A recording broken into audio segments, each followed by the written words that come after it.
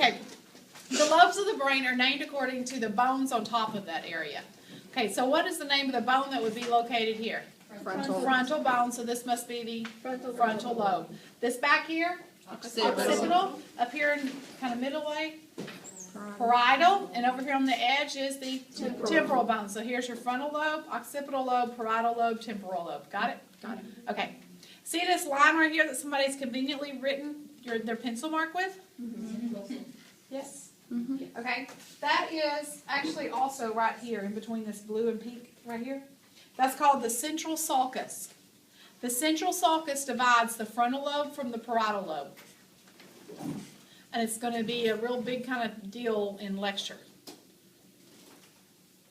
Just so you'll know also, it's not listed where you are right now, but it's listed on the sheet part of it.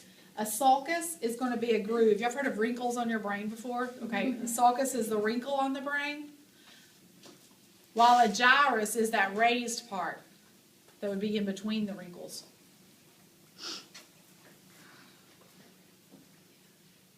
Okay, the last thing on that part right there is longitudinal cerebral fissure, right? Mm-hmm. Okay, this right here is the cerebrum.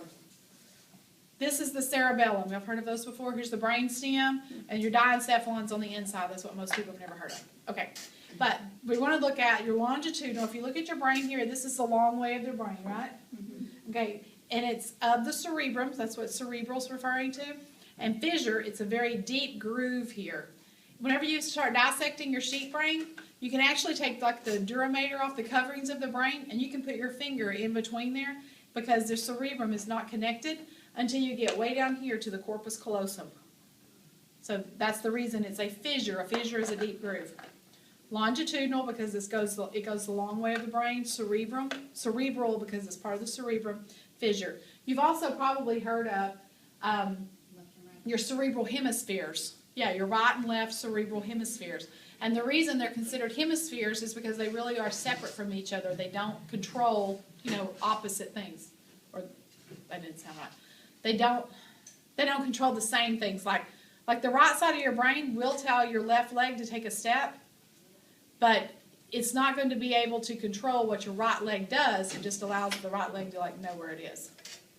Does that make sense? Okay. Okay, so I think that's everything on that part, right? Mm-hmm. Cerebral cortex. This is the cerebral cortex, the outer 2 to 4 millimeters of the brain, the cerebral cortex. The outer 2 to 4 millimeters of the brain. If you were peeling your brain like you would peel an apple, you would peel the cerebral cortex off of it. The big thing about that in lecture, you're going to hear all about the cerebral cortex in lecture, because the cerebral cortex is where your conscious mind is. So right now you can see me. I'm in your cerebral cortex for your occipital lobe because that's where your visual center is of your brain.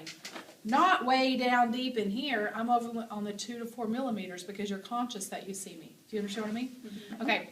Where you're hearing my voice, that would be here in this outer 2 to 4 millimeters of your temporal lobe because that's where the hearing center is for your brain. We're going to learn all those centers whenever we go to lecture.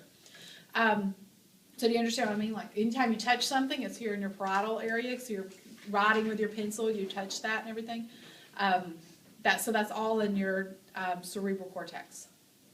If you did remove or have a lot of damage to your cerebral cortex, your brain stem is still going to allow your heart to beat. It's still going to be able to allow you to breathe. It's still going to take care of all of those processes like that are autonomic systems. And so you would still be alive. You would be brain dead, you'd be a vegetable, but you would be alive.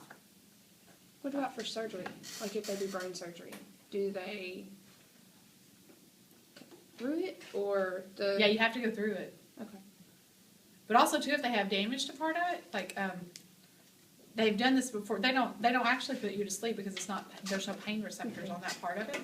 And so they'll stimulate one part of your brain and you'll feel something touch your big toe. Mm-hmm. Or, they stimulate one of these motor areas, and you would move your big toe. But you do it on the face.